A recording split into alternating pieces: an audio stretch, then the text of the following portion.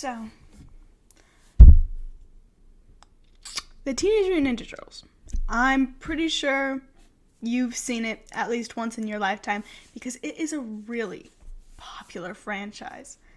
It's up there with like some of like the biggest grossing franchises. And for good reason. Like there's a lot of this series. And when you first see it, as someone who's like never seen like any of the things, you're like, okay, they're turtle brothers. They're teenagers. They're ninjas. And that's all I knew for the longest time until I watched Rise of the Teenage Mutant Ninja Turtles. My older sister was the one who introduced me to the show. To be honest, I wasn't really hooked on it in the beginning. Like, I watched a couple episodes with her, but it didn't really get me intrigued enough or interested enough to start watching the rest of the episodes after she left. So for the longest time, I just watched those first few episodes, and that was it. Until a while later, I was bored, and I was like, I kind of want to watch a cartoon, but I want good animation, and I want it to be silly. I don't want it to be too serious. I'm looking for a good time, not a sad time. And that's when I remembered I never finished that show that my sister showed me.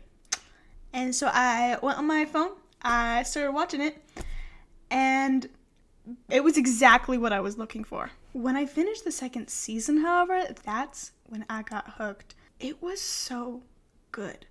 And I watched the movie, and I was like flabbergasted. I was like, I need more. I need more of these turtle brothers. I seeked out. I remember my friend, she was talking about this other series, like the 2012 series, what she watched when she was a kid. And I was like, I gotta watch it.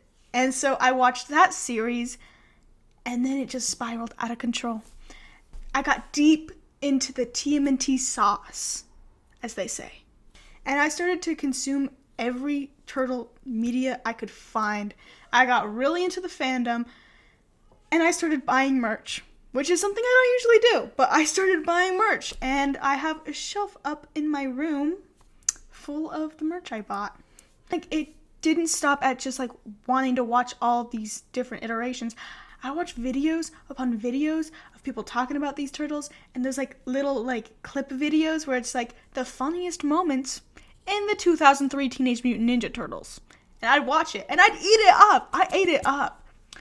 I was so into these turtles, I'd watch videos of them being happy, and I'd cry. It's a little embarrassing. But why? What about this franchise got me so hooked that no matter how different the characterizations were from each show, I still wanted more? And that's when it hit me. It's because I loved the brothers. I loved watching them interact as brothers. I've always loved the found family trope. I always loved families if it's done right. If it's done right. That is the main core of TMNT. It's the family dynamic and the brotherhood between these brothers. That is what remains the same throughout all the different shows, all the different comics. And I want to talk about that. So what I'm going to talk about in this video is the history of TMNT, what it is, and how the brothers' relationship dynamic has changed throughout. But before I do that, I need to explain what the Teenage Mutant Ninja Turtles even is. Though I'm sure a lot of you know what it is on a basic level, I'm going to pretend like the audience knows nothing, because that was what was required for this video. One word I'm going to use a lot is iteration, and that basically is referring to the different shows, as well as like comics, that are involved in the franchise. What you'll notice is that a lot of the times, it's just called the Teenage Mutant Ninja Turtles, which is fun. It's fine. It's quirky. It's awesome. Except, I don't know what Teenage Mutant Ninja Turtles we're talking about. In order to differentiate between what series I'm talking about, I'm just going to be putting the release date in the name. So like I was talking about before, 2012 Teenage Mutant Ninja Turtles, or the 2003 Teenage Mutant Ninja Turtles. That way, you'll know which one I'm talking about.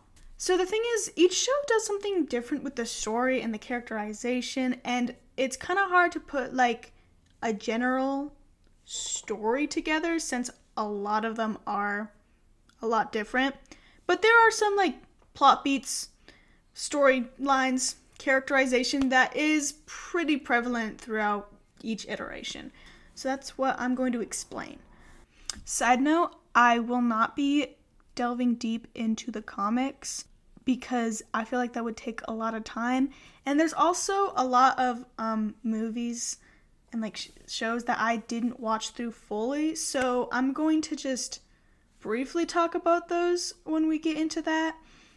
So, the Teenage Mutant Ninja Turtles is a franchise that's main focus is on 4 anthropomorphic turtle brothers.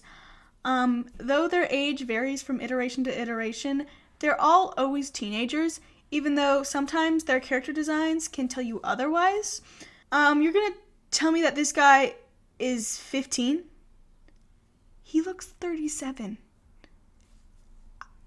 Anyway, each turtle has a distinct personality. We have Leonardo. He's the leader in blue. He oftentimes is the one that's trying to keep his brothers in line, also away from harm. A lot of the times he doubts his abilities as leader and can be tortured by failure. He is the calmer one of the group and has a pretty strong moral compass compared to the rest of the turtles. Raphael is in contrast with Leo. He wears a red bandana and is often controlled by his emotions. His emotion mostly being anger, and is very rude and downright mean to his family. However, he does have a soft spot, and in a lot of iterations, he does care about his family. He just needs to get his anger under control. He's often at odds with Leo due to the fact that he believes he can be just as good, if not a better leader than he is. The way their conflict is displayed will change, but they're usually the ones in conflict with each other. Donatello and Michelangelo don't fight as much, and there is obviously conflict between all the brothers, but in a lot of the iterations, it is usually Raphael and Leonardo who have the most rocky relationship. Michelangelo is the turtle that sports the orange bandana and is the more lighthearted and funny one of the group.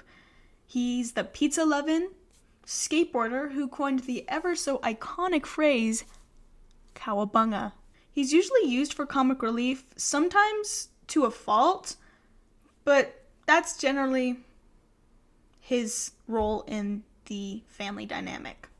Then we have Donatello. He wears a purple bandana. He's the tech guy, the logical one, the one giving advice to his brothers, fixing up gadgets, all that jazz.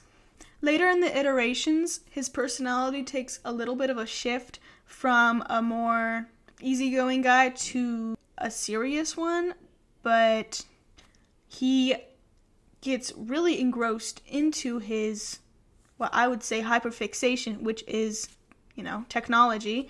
And I really appreciate it. I like him. I like Donatello.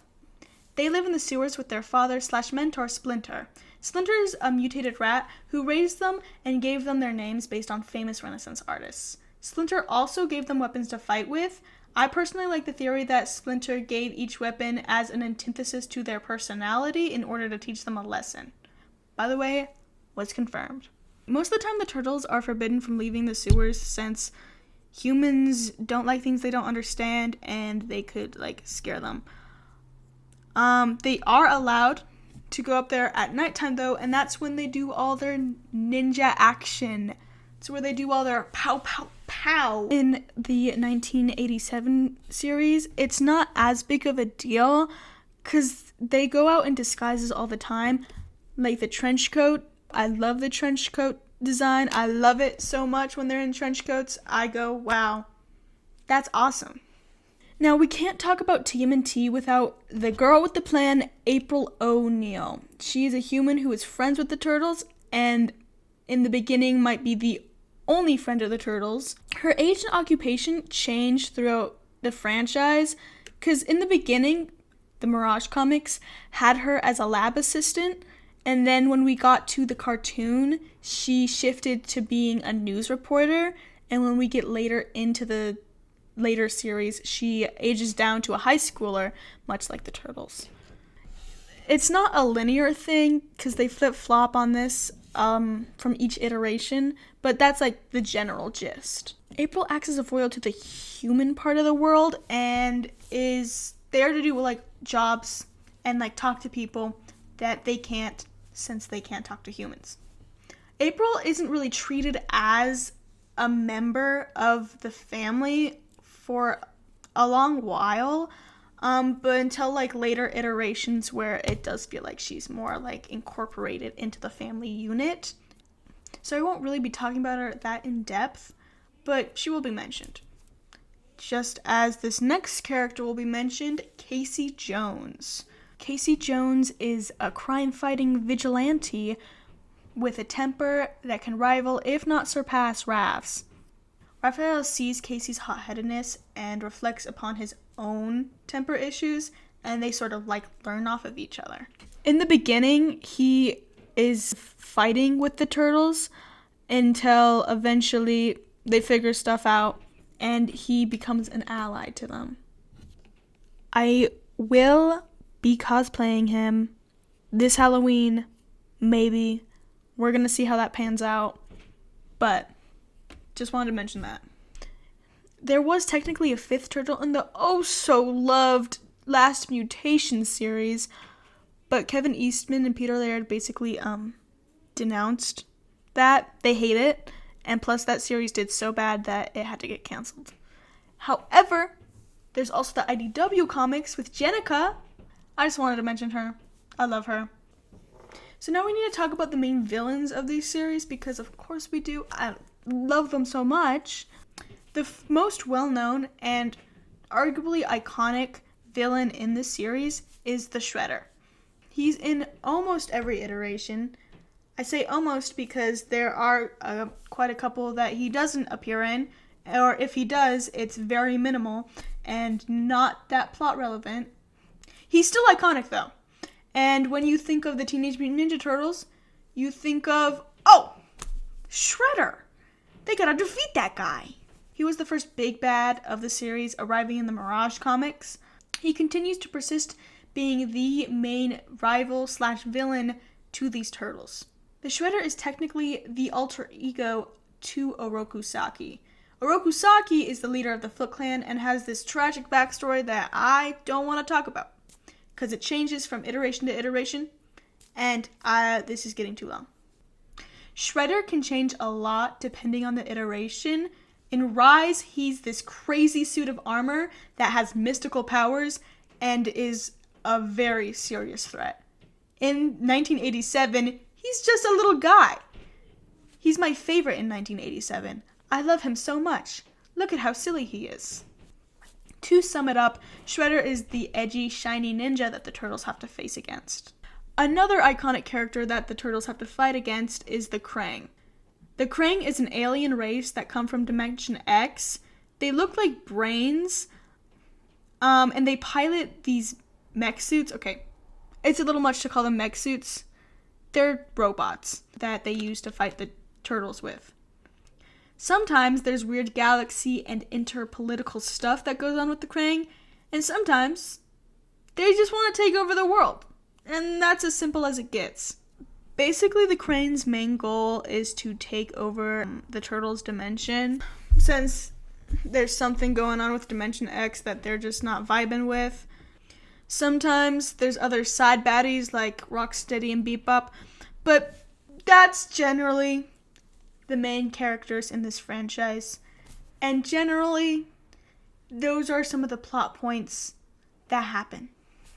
I personally love the Krang in the 1987 series because, as I said before, the relationship between the Krang and Shredder is so silly to me, and I find it to be one of, if not the most delightful part of that series. So now that you have a basic understanding of the story and the characters, let's delve a little bit deeper.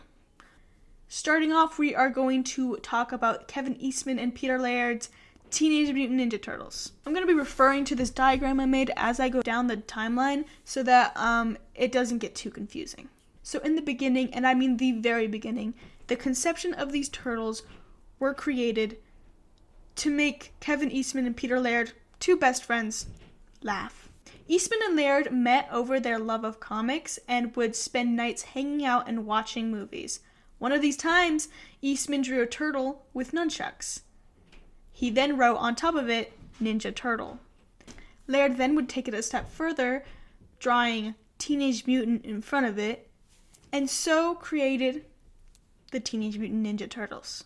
So that's how the Turtles were born, over friendship and a love for comics.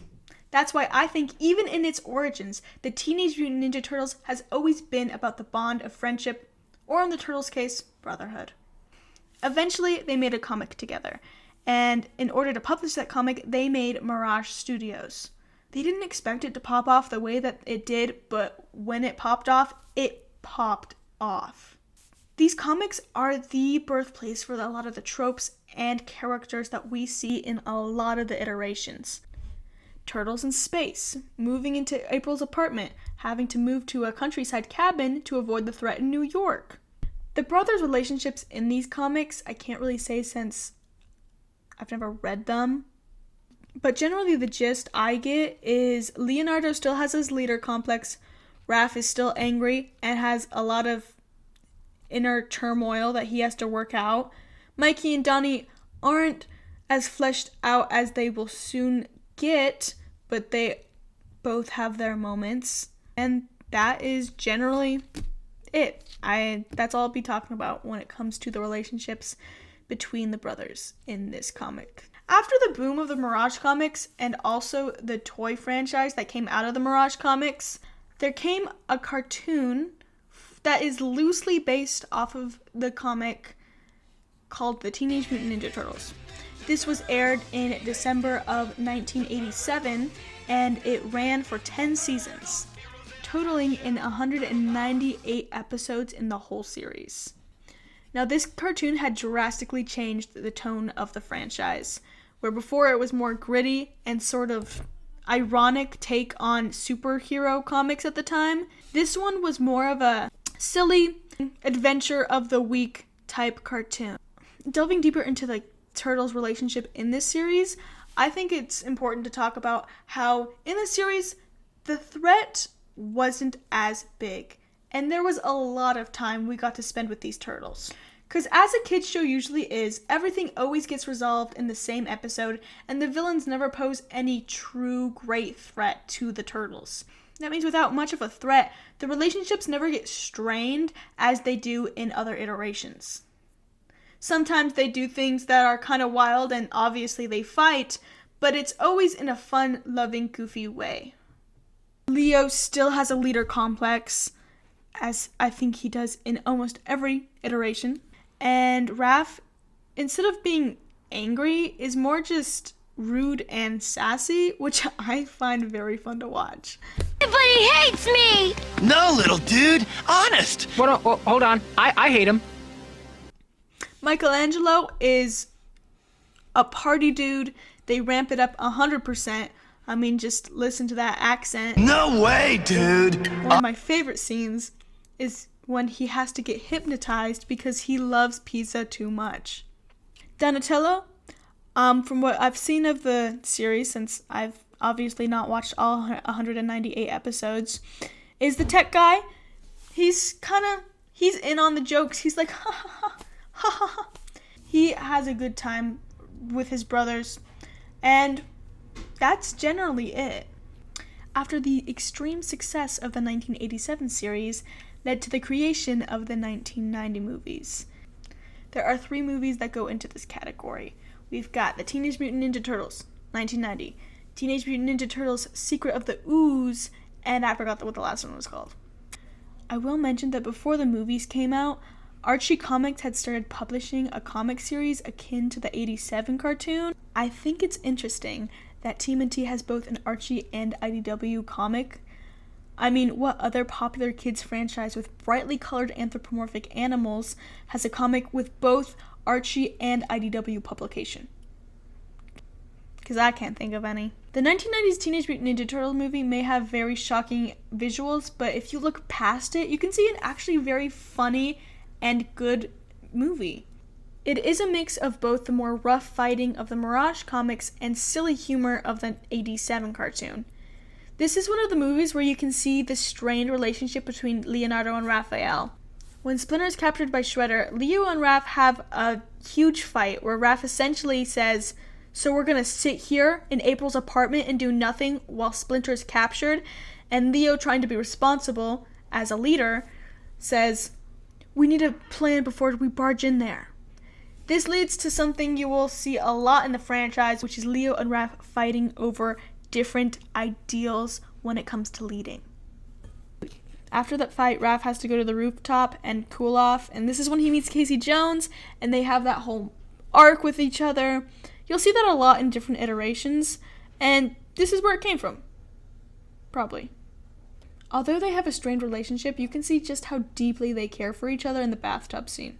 Okay, that sounds weird, but bear with me.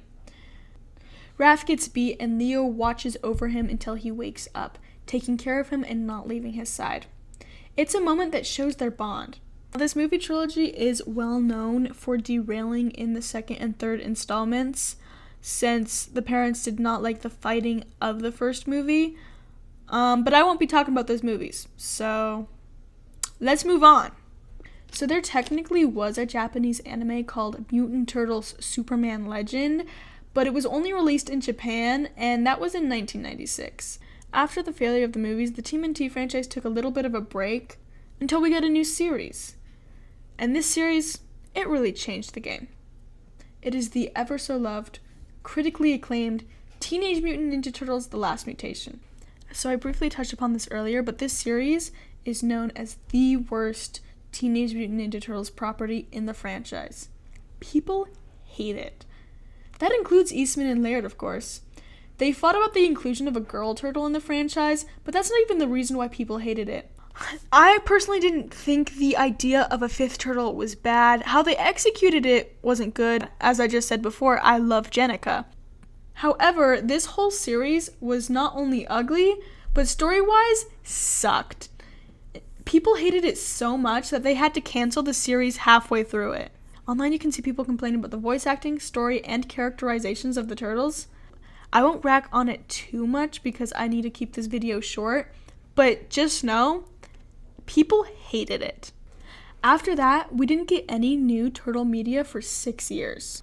I mean, technically the Mirage comics were still ongoing, so it wasn't like there was no turtle media, but in terms of cartoons/movies, there wasn't anything.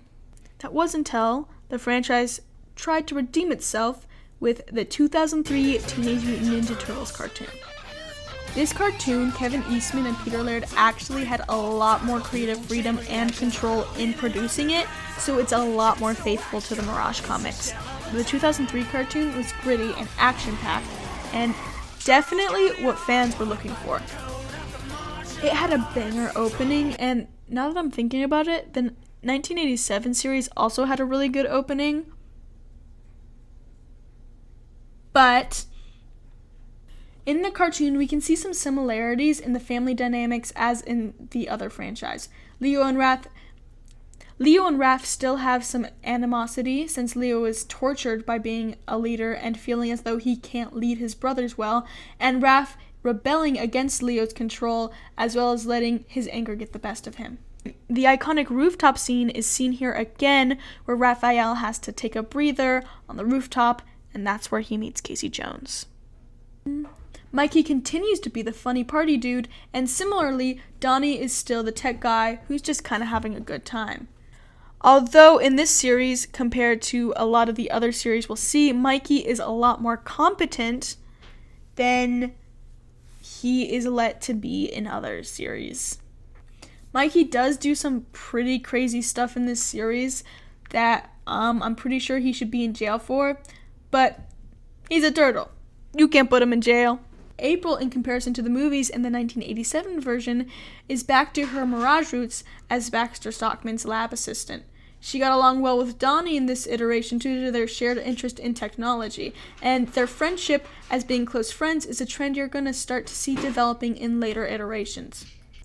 Though I haven't finished it yet, I can tell you that even though they have had a rockier and slightly more complex relationship in the cartoon, you can see even early on just how much the turtles care for each other.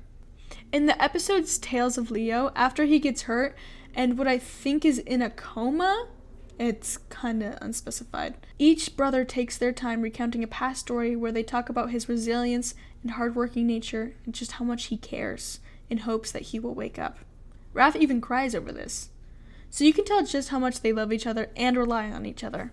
One thing I think helped with the series is how much time they spent together. There were 151 episodes in total, and I bet you're thinking right now, but didn't the 1987 cartoon have more than that? It did, but those cartoon characters weren't as complex, and they didn't have as stressing circumstances as this cartoon did. A couple years after the 2003 series first released, we got a Teenage Mutant Ninja Turtles 2007 movie. This is the first 3D animated Teenage Mutant Ninja Turtle property in the timeline so far. This movie has a lot of mixed reviews, and if I'll be honest, I haven't watched it yet. I do want it to be a new and fresh experience for me, so I'm not really going to talk about it, but I do know Leo and Raph have a really strained relationship in this one that I don't know if it gets resolved, and Donnie and Mikey seem to stick together since their brothers are fighting a lot. So next in the timeline is Turtles Forever.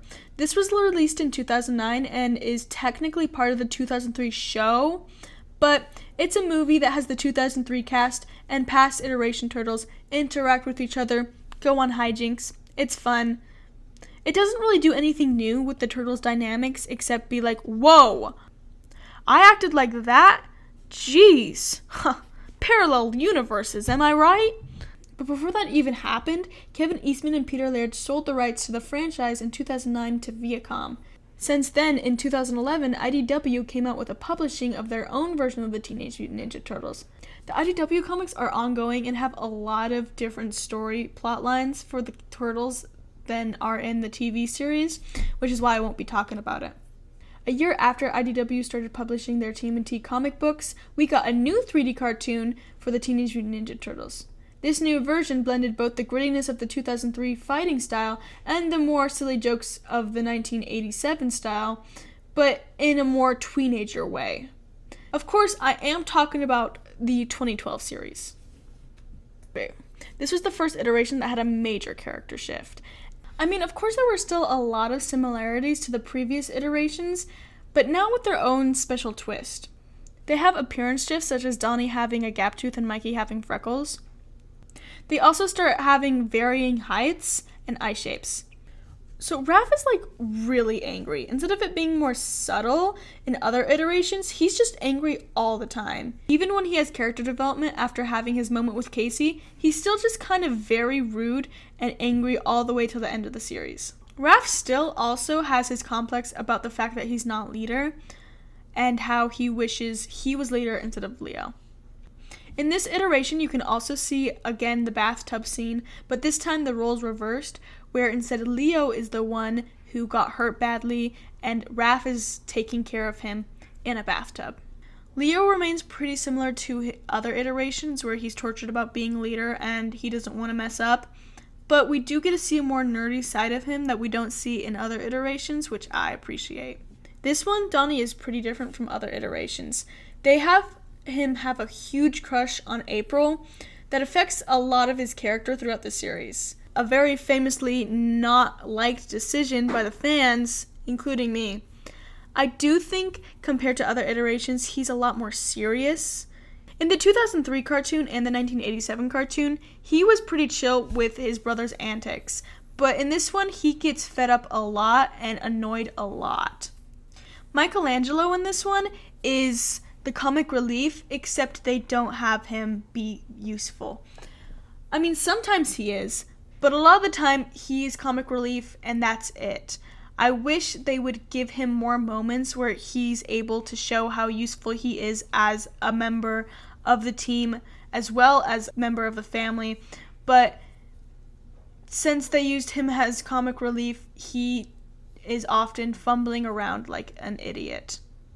I would say that this iteration and the 2003 iteration, it's more clear to see the different dynamics between the duo of brothers rather than the brothers as a whole. I know in the timeline there are a lot of other iterations, but I feel it's best to end the video here and just have a part 2. That way I can dive even deeper into these series since I have a lot more to say about them. I also do have a few choice words I want to say about the Michael Bay series and how its relationship with the brothers was done very poorly, and I do not like it. Thank you so much for letting me rant about this franchise that I love so much. If you couldn't tell, I have a lot of feelings and a lot of love towards the Teenage Mutant Ninja Turtles, and I want to share even more video essays about them. Anyway, until next time, Turtle Power.